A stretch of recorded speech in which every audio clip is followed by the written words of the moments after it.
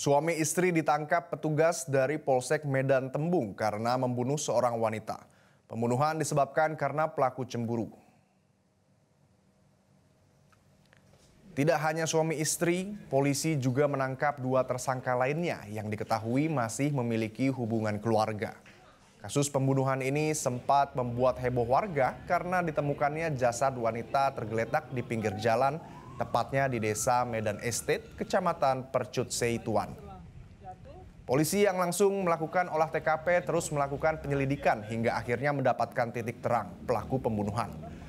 4 tersangka ditangkap di kediamannya masing-masing, 2 diantaranya pasangan suami istri.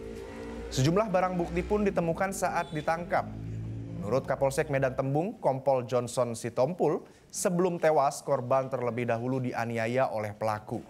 Tersangka Mariani sakit hati karena cemburu melihat suaminya memiliki hubungan dekat dengan korban.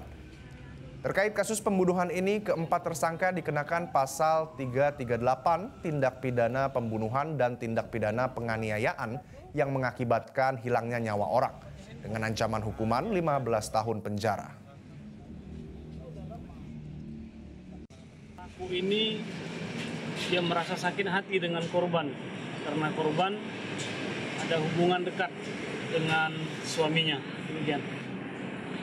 Eksekutornya langsung, ya, pelaku Mariani ini yang langsung melakukan penganiayaan terhadap korban.